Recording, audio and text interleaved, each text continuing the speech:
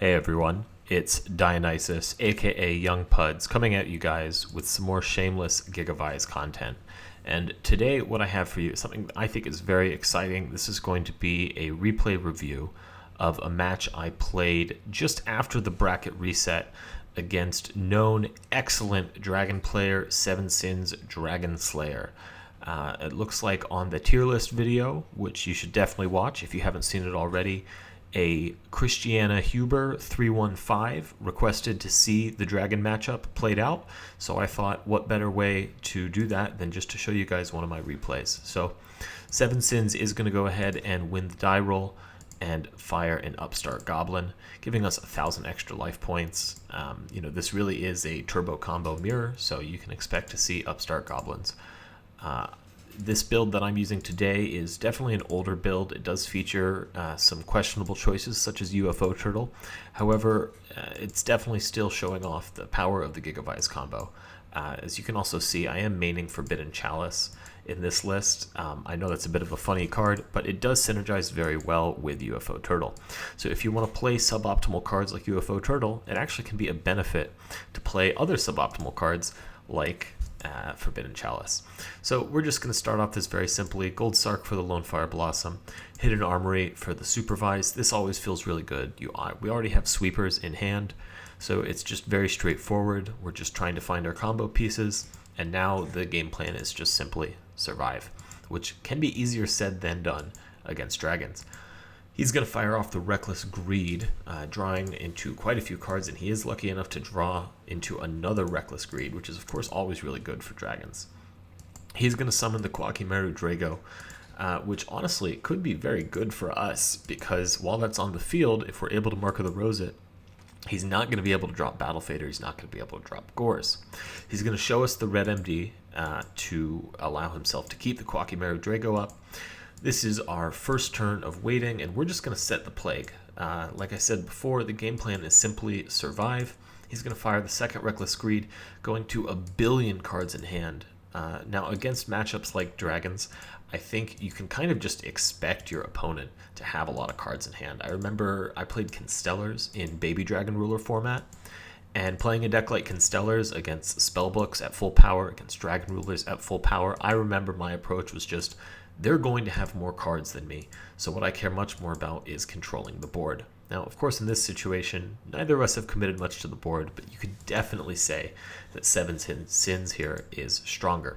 He's going to set some cards so he doesn't have to discard for hand size, but I'm sure he definitely feels as though he is in the driver's seat. Now, here we go. What do we have here? We're going to draw a Dandelion for turn.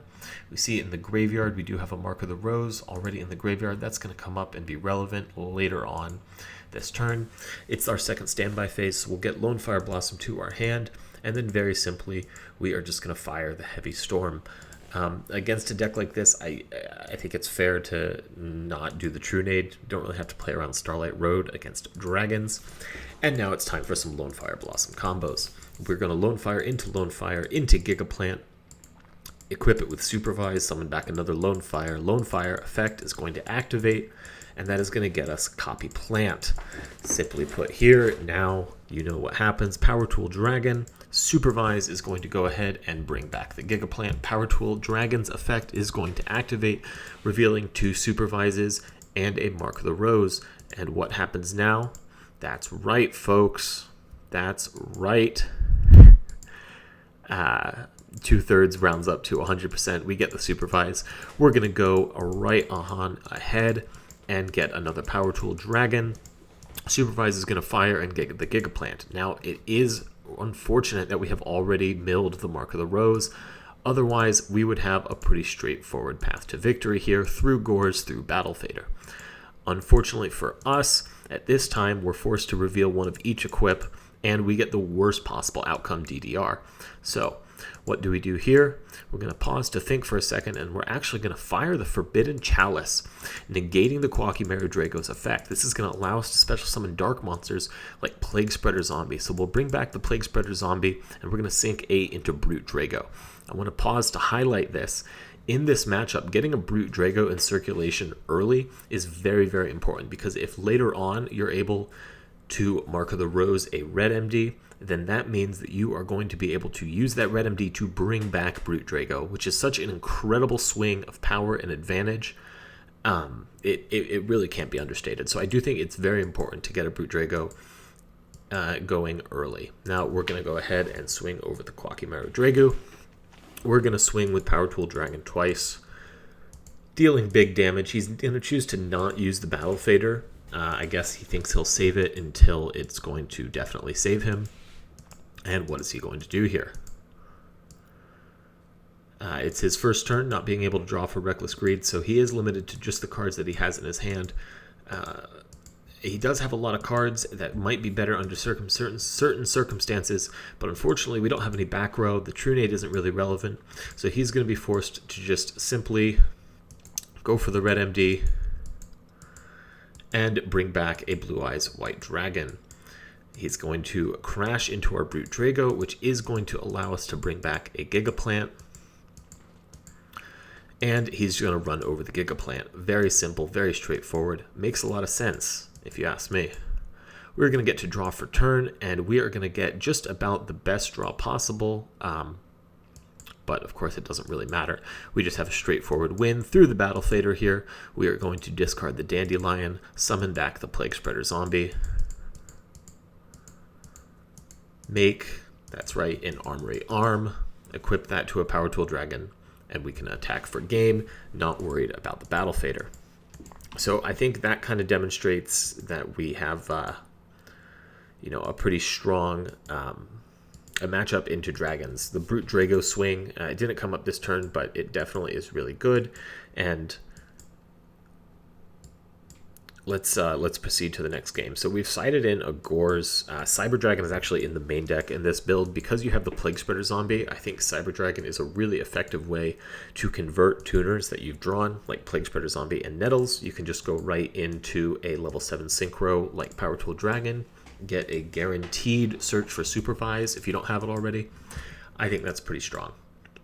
So we have kind of an underwhelming hand here. What are we going to do? Well, pretty simple. We're going to Gold Sark, banish the Lone Fire Blossom. We do have the Turtle, but Recruiters kind of suck. So even in the Turtle build, it's usually correct to Gold Sark for the Lone Fire, just to definitely get it to your hand to guarantee that you're going to have some sort of play. He's just going to draw and pass. He doesn't really have anything particularly strong going on. So we're going to get to draw another card. 1 out of 2 turns on the Lone Fire Blossom, and we are going to fire the Hidden Armory now, getting us the Supervise. So now when we get the Lone Fire Blossom to our hand next turn, we're going to be in a very good position. And it might even be an even better position if he does attack into the UFO Turtle. He didn't see UFO Turtle game 1, so he might not know we're on Recruiters. Sometimes, that can be a benefit of Recruiters just for the mix-up potential. Unfortunately, it looks like he's going to do some very powerful things, firing a Super Rejuve, getting it back with the Magical Stone, and he's going to be able to get a Blue Eyes immediately. And he has the trade-in ready for Blue Eyes, so now we're really seeing Dragon Turbo at its best. So he's going to set a whole bunch of cards and then draw back up to 1,000,000 cards in his end phase. This is just classic Dragons, really. So what is in his back row? Fortunately, it's not really anything real aside from the Torrential, but that Torrential could pose a very serious problem for us. Let's see.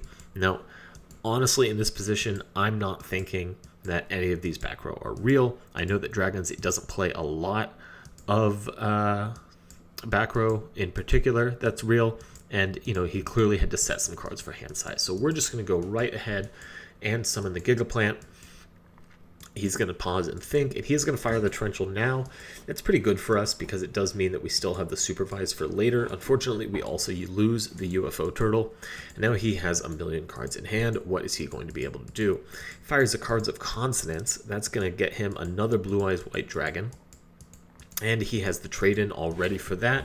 And look at that, he's drawn into another Super Rejuve.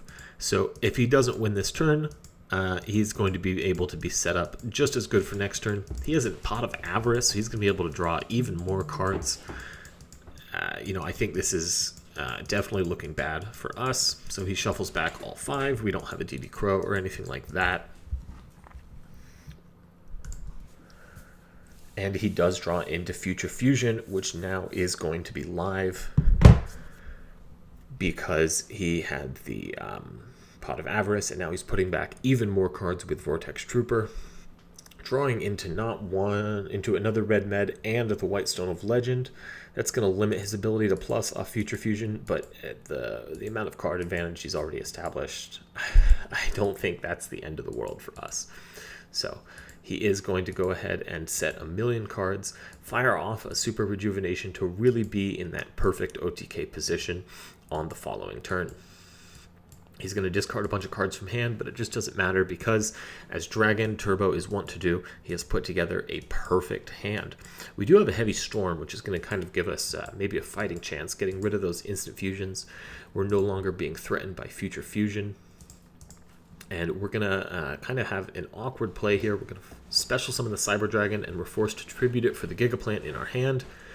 And we are going to then equip it with Supervise and special summon again from our hand the Copy Plant. So we're really down on card advantage. I know earlier I was saying that sometimes you just have to accept that you're going to be behind, but man, it does not feel good in times like this. And to make it even worse, we are going to miss the 2 out of 3. Sometimes you do hit that 1 out of 3, and Vortex Trooper is definitely not something that we are hoping to steal with Mark of the Rose. So we are going to get in for a good amount of damage. We do have a lot of life points at 9,000.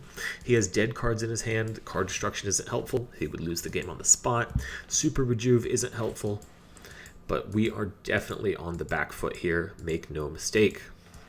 So he's going to fire the Debris Dragon, special summon back a White Stone of Legend, then banish the Debris Dragon to summon a red MD. That's going to get him a Blue Eyes, and he does have the second red MD, which is just terrible for us because now he's able to summon that Kawakimeru Drago, making our Gores irrelevant. He has a Lightning Vortex to clear the board, and just like that, we've lost game 2.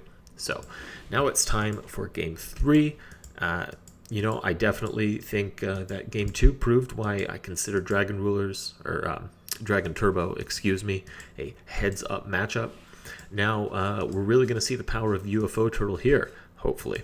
We're just going to set it and set Decree. Decree seems like a weird choice, but, you know, I think right here you see exactly why it's good. Sometimes Dragon Turbo gets these really weird hands, and they're definitely counting on Reckless Greed. I think a deck like Frogs is often going to be siding out its Reckless Greed, but Dragon Turbo really needs those to fix its brick hands. So we're just going to go on the offensive now. You know, he's not playing Caius or anything, so if he wants to waste a Lightning Vortex to clear Turtle, he's welcome to do so. Otherwise, you know, we're just trying to be as threatening as possible. And we're just going to keep up the pressure and continue swinging with Turtle when it seems like he doesn't really have much going on, much to do. And again, he still continues to draw kind of awkward. He does have the cards of Consonance that he can use Debris Dragon as a target for. Draws into a White Stone and Instant Fusion. Pauses to think. And he is going to special summon the Musician King. And that is going to get him to a Bryanak. Now, Bryanak is fantastic here. He gets some extra discard fodder for it off of the White Stone. He's going to return the Royal Decree and fire off the Reckless Greed. And look at that, he does manage to draw into the Super Rejuvenation. This is the thing about dragons is, you know, just out of nowhere, they can all of a sudden become very, very threatening. He even has the Pot of Avarice, which he manages to get live. Again, we don't have the DD Crow or anything like that. So we'll just fast forward while he shuffles all of those back. And he doesn't have any follow-up. It looks like he's just electing to fire the Super Rejuve at end phase, which is definitely going to be very good for him. He's going to Brio back the set just to play around hand size because he is about to get 1,000,000,000 cards off of Super Rejuvenation, and indeed he does. He gets 2 red MDs, he has Magical Stone, he has Battle Fader, he has Trunade. and he has a whole bunch of set cards. So what are we going to do here? First, we fire the True Nade. We know these probably aren't real, but on the off chance that they are, we want to be prepared. We do have the Foolish Burial coming in, so we're going to send a Lone Fire Blossom. And this is, a lot of people want to say that equips are bricky, and I think this is a perfect example of why they actually aren't so bad, because here we have all this handful of equips, which with drawing one specific card, Foolish Burial, they are all now incredibly live. We have a handful of extenders. We get the Lone Fire into circulation. And look at that, folks. We haven't even used our normal summon, and we have 2 Supervises in hand. Now, there's no sense in committing more. If he has Gores, if he has Battle Fader, I want to be able to have as many resources as possible to deal with that. And we do see that he does have the Battle Fader indeed. So what do we do here? Well, we're going to equip the Gigaplant with the Supervise, bring back a Lone Fire Blossom, and go right into Copy Plant. Here we're just looking to generate some more card advantage, put up some defensive walls with Power Tool Dragon, and we're going to do just that. So now Power Tool Dragon is going to fire, and it is going to reveal one of each equip. It's kind of just all of them are going to be powerful, all of them are going to be good, and we're going to equip the Gigaplant with Supervise, fire the Lone Fire Blossom, get the Nettles, and here we have, again, just like game 1, we're going to go into Brute Drago. So now it is in the mix, it is in circulation. He has no good way to banish it. If we get our hands on a red MD, perhaps with that Mark of the Rose that we have sitting in our hands, we are going to be in a prime spot to really capitalize. Now, we're going to discard the UFO Turtle. We already have Lone Fire, so UFO Turtle has done its duty just to get the Brio off the field, so we don't have to give it back to him, because of course that would make it very easy for him to clear our board. And let's see what he is able to do. He's not going to draw because he is under Reckless Greed. He does fire the Giant True Nade, putting back Decree.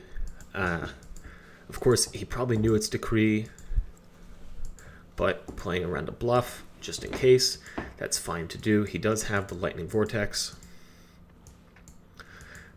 and we are going to be able to bring back the Gigaplant. Is that going to be enough for us to live? Let's find out. So he does summon the Darkfire Dragon. He's going to banish that, summon the Red MD.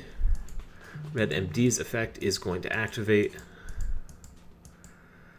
And unfortunately for him, he doesn't have anything available because he has already put back all of his large dragons with Pot of Avarice. So he's just content to just simply swing over the Gigaplant and pass back to us. And now we see what I've been talking about all this time, and that's the power of Mark of the Rose. Banish one of our Gigaplants, steal his Red MD, and now we have a Brute Drago back on the field for free. This is absolutely devastating, folks. There's very little he can do. He's not going to be able to draw. He lives on 200 life points, but we're going to be able to get the Red MD off the field by tributing it for our Gigaplant, set our Decree again just for fun, and now he has no draws. He does have that second Lightning Vortex in his hand, but that's not going to be any help at all because, of course, Brute Drago would simply bring back another Gigaplant. So he pauses to think, he considers his options. He does fire the Lightning Vortex, not wanting to go down without a fight, but he is going to say GG and compliment me on my deck. So that is the Dragon Turbo matchup. I think, being a deck that I would consider, in the heads up tier, this is something that is going to go to game 3 quite often. However, I do think that Gigavise is favored. I think a lot of tricks like summoning that Brute Drago early is really going to give you a leg up in this matchup. I think, sometimes a bit of a mix-up side like Royal Decree actually ends up putting a lot of work against their Reckless Greeds. And, I also think this was a fair match to show because it wasn't just a brick. But I do have to say, Dragon Turbo is a deck that bricks a lot. Of course, I'll be unbiased. Gigavise can brick. It does happen, but any deck can brick, and I do think that Gigavise is considerably more consistent than Dragon Turbo. So I believe going forward, we are going to see this deck, Gigavise, and maybe Combo Frogs, as well as the premier, fast, high skill cap combo decks in Yu-Gi-Oh! Edison Format. So I want to thank you guys for your time watching this video, watching this gameplay. I hope you learned something. I hope maybe you picked up some tips or tricks to improve your game. If there's a specific matchup you would like to see, please leave it in the comments. If you noticed any misplays on either my part or Mr. Seven Sins' part, please put those in the comments. And then definitely subscribe. I'm trying to put out new Gigavise content every day. Let me know if there's my kind of video you'd like to see. I've tried to put out, a lot of different content, and I really can't thank you guys enough for all the traction and the support that it's gotten, and I look forward to making more shameless, hype beast Gigavise content. This is Young Puds signing off.